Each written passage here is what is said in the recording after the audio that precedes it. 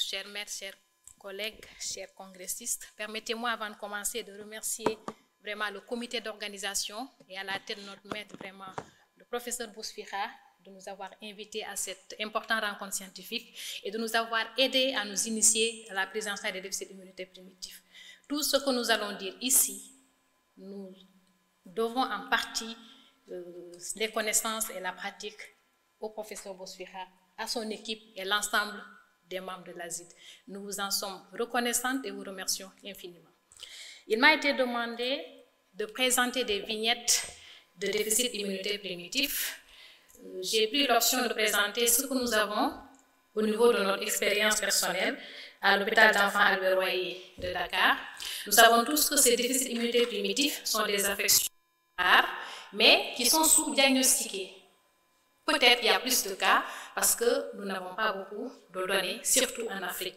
Dans les pays développés, le problème ne se pose pas. Il y aurait plus de 400 maladies avec beaucoup de gènes identifiés surtout ces dernières années. Cependant, l'Afrique subsaharienne reste encore un peu à la traîne. Mais il y a beaucoup d'efforts qui sont faits vraiment à l'aide de l'ASID et de notre maître professeur Bousfira que nous cessons de remercier. Et cette ASID contribue énormément à la formation des praticiens, au partage de bonnes pratiques permettant de suspecter des cas cliniques, comme l'a dit le professeur Bakouri, d'avoir des orientations biologiques et parfois, si on a la possibilité, de confirmer sur le plan génétique. Donc l'équipe du Maroc vraiment est pionnière dans cette approche et nous les en remercions. Mais l'Afrique de l'Ouest fait également beaucoup d'efforts. Je vois que le Gabon est représenté, la Côte d'Ivoire. Vraiment merci vraiment au comité d'organisation et à l'ASID. Alors, le diagnostic de ces déficits immunitaires repose, nous le savons tous, sur un faisceau d'arguments anamnestiques, cliniques, paracliniques. Et la confirmation, elle est génétique. Mais nous savons qu'elle est un peu difficile, surtout dans nos pays en développement. La prise en charge, elle nécessite une collaboration multidisciplinaire entre les cliniciens, les biologistes, les immunologistes, les généticiens et tous les praticiens qui s'activent autour de la prise en charge de ces affections. Alors, l'histoire de ces déficits immunitaires au Sénégal elle est relativement récente. Elle date des années 2010, suite à une formation diplômante ou DU d'immunohématologie pédiatrique qui nous a permis de nous intéresser à ces affections. Et en 2014, nous avons eu un premier cas suspect de syndrome de Huskot-Aldrich que nous avons exploré ensuite. L'ASID, via le professeur Bousfira, nous a invités à beaucoup d'ateliers à Project, à des congrès également de déficit immunitaire. Et cerise sur le gâteau, l'Organisation ouest-africaine de l'enseignement supérieur a introduit l'enseignement des pathologies immunitaires dans la spécialité pédiatrique. Donc, en quatrième année de DS de pédiatrie à Dakar, nous faisons l'enseignement sur les affections immunitaires et nous insistons particulièrement sur ces déficits immunitaires primitifs. Ce qui fait que toutes ces promotions qui sont sorties à partir de cette période-là suspectent les déficits immunitaires, les explorent et nous les envoient, ce qui nous fait quand même une petite cohorte de suivi depuis cette période-là. Je ne vais pas revenir sur ces congrès auxquels nous avons été invités, qui nous ont permis de nous former et d'aimer ces déficits immunitaires. Le premier congrès auquel nous avons été invités, c'était à Alger. Ensuite, il y avait Livingston, Dakar en 2019, Khartoum en ligne du fait et ça nous a permis, en 2014 et 2017, de répertorier une petite série. Sur 3 ans, nous avions 18 cas de déficit immunitaire, suspects bien sûr, sur la base des arguments que notre maître professeur Maroufou a présentés, arguments cliniques, arguments paracliniques, sur la base des éléments que le professeur Bakouri également a présentés. Et c'est vraiment la confirmation génétique qui posait problème. Mais comme l'a dit le professeur Bakouri, encore une fois, lorsqu'on suspecte un déficit immunitaire primitif, c'est la clinique qui prime sur les autres examens complémentaires. Tant que la clinique est parlante, on peut être appelé à penser que c'est un déficit immunitaire primitif jusqu'à preuve du contraire. Et le fait de les prendre en charge sur le plan symptomatique contribue énormément à améliorer leur qualité de vie, mais également à améliorer leur confort de vie. Et étant donné que nous nous occupons d'enfants, du moins, cela permet à ces enfants d'aller à l'école, de se former et de comprendre plein de choses de leur maladie. Et donc, c'est la raison pour laquelle nous avons organisé une consultation de suivi. Actuellement, nous en sommes à plus d'une trentaine d'enfants, plus précisément 34, il y a 2 enfants qui sont très suspects, que nous sommes en train d'explorer, mais dont nous n'avons pas encore les éléments pour parler de confirmation. Mais c'est très probablement des cas également de déficit immunitaire primitif. Alors, si nous faisons une petite revue panoramique de ces affections que nous suivons chez les enfants à Dakar, il s'agit essentiellement de formes syndromiques et de formes non syndromiques du déficit immunitaire primitif. Le premier cas que nous avons eu à suivre, c'est un syndrome de Wiskott-Aldrich, qui a été longtemps suivi dans les consultations de pédiatrie générale et de dermatologie, du fait que les affections inaugurales sont souvent d'expression cutanée, et donc les enfants ont tendance à consulter en dermatologie. Et donc c'est le chef de service de la dermatologie qui nous l'avait référé pour la prise en charge d'une cytopénie qu'il avait constaté qu'elle était récurrente malgré les affections, les manifestations cutanées, qui n'étaient pas classiques dans une dermatose atopique isolée. Nous avons également eu dans notre cohorte à suivre des cas d'ataxie télangiectasie, mais c'est un cas familial avec 3 enfants d'une même fratrie, malheureusement qui sont tous décédés. Un cas de granulomatose septique chronique qui fera peut-être l'objet de discussion parce que c'était une suspicion de granulomatose septique chronique. Mais aux dernières nouvelles, il se pourrait que ce soit un redressement diagnostique de type syndrome hyper-IgE. Là, on va y revenir dans la présentation. Nous avons eu également des cas d'épidermodysplasie vériciforme, un cas de syndrome d'Evans, un syndrome suspect de syndrome hyper-IgM et beaucoup de cas de cytopénie et de syndrome lymphoprolifératif divers que nous sommes en train d'explorer. Alors, toutes ces explorations, toutes ces suspicions sont basées sur la clinique, l'anamnèse, mais également sur les arguments paracliniques avec le modèle de la le modèle de la Jeffrey Model Foundation, mais également les 10 commandements de l'Association marocaine des déficits immunitaires primitifs. Et là, également, lorsque nous faisons les formations, que ce soit la théorie au cours des enseignements, mais la pratique également au cours des visites, c'est ce que nous utilisons avec l'application de phénotypique sur App Store ou Play Store. Et cela nous aide énormément dans l'orientation. Je ne vais pas y revenir parce que la présentation a été faite par le professeur Maroufou et Mme Bakouri. Alors, notre objectif, c'est de partager vraiment ce suivi de ces déficits immunitaires, l'expérience d'Albert Royer, basée sur l'anamnèse, la clinique, la paraclinique. Encore une fois, nous faisons que du traitement symptomatique. Nous commençons par un cas de syndrome de Wiskott-Aldrich parce que c'était le premier cas que nous avons diagnostiqué. L'enfant avait 7 mois lorsqu'il venait en consultation, il est né en 2013 et il vient de fêter son 10e anniversaire. Et c'est le seul enfant vivant de sa fratrie. La mère a eu 2 enfants qui ont eu les mêmes symptômes et malheureusement qui sont décédés.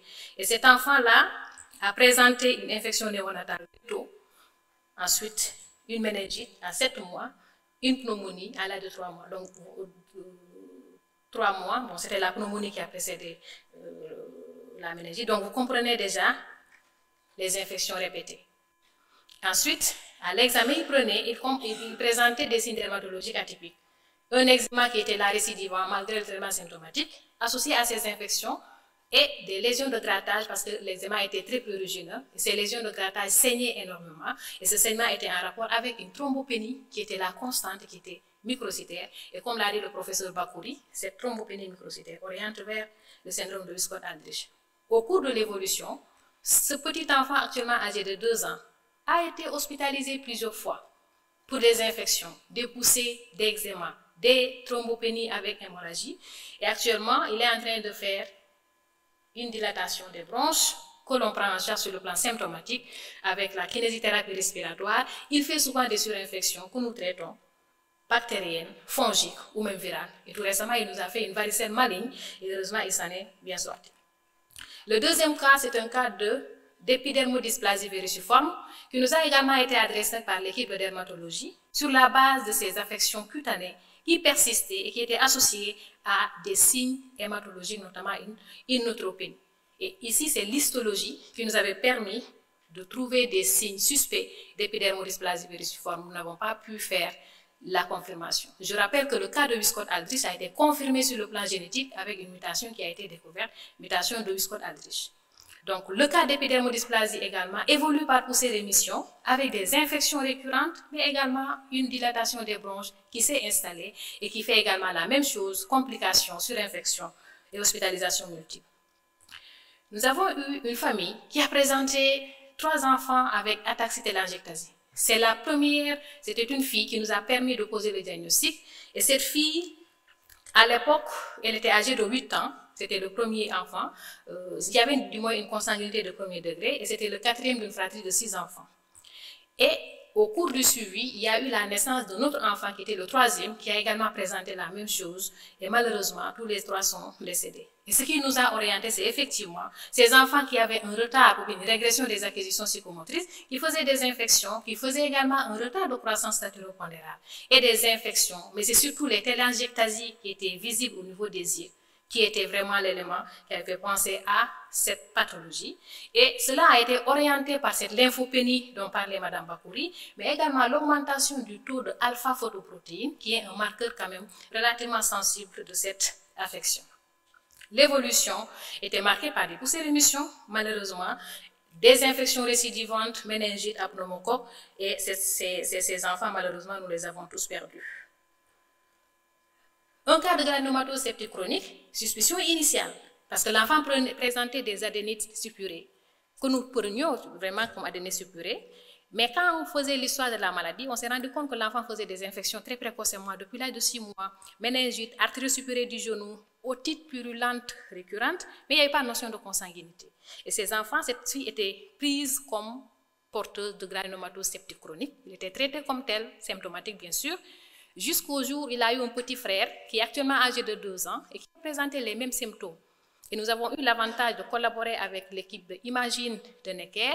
Et lorsque nous avons fait un prélèvement génétique, il nous a été répondu qu'il se pourrait que ce soit un syndrome hyper-IgE.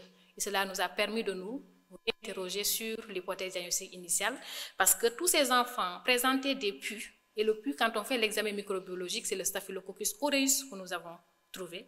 Et quand nous sommes revenus sur l'interrogatoire, parce que l'enfant n'habite pas à Dakar, nous nous sommes rendus compte qu'il y avait des lésions cutanées, parfois prurigineuses, qui faisaient un peu atopie. Et nous avons vu également qu'il y avait une hyperéosinophilie. Et là, actuellement, nous sommes en train d'explorer toute la famille pour voir. Et le cas de mutation stade 3 a été identifié avec l'équipe de Imagine. Il existe d'autres cas de déficit immunitaire primitif que nous avons suivis, dont nous n'avons pas les confirmations, mais l'évolution se fait toujours sur le même mode, poussée, rémission, poussée, rémission. Il faut savoir que la mortalité, elle est importante. Nous avons perdu beaucoup de cas. Tous les cas de SCID, déficit immunitaire combiné sévère, les neutropénies congénitales, malheureusement, ils sont tous décédés, ainsi que l'ataxie télangiectasie. La prise en charge, nous la faisons de façon symptomatique simplement, parce que nous n'avons pas la disponibilité des immunoglobulines et les autres thérapies curatives non plus, thérapie génique, greffe de moelle osseuse. C'est pourquoi nous leur faisons une antibioprophylaxie et nous discutons la vaccination au cas par cas, selon le contexte.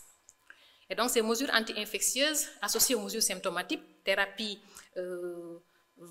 transfusionnelle, nous n'avons pas non plus la possibilité d'irradier nos produits transfusionnels, mais nous faisons avec ce que nous pouvons et nous espérons un jour, puisque l'ASID a contribué à faire le diagnostic, peut-être un jour également, nous aurons accès à ces thérapies curatives. Nous avons vraiment de l'espoir.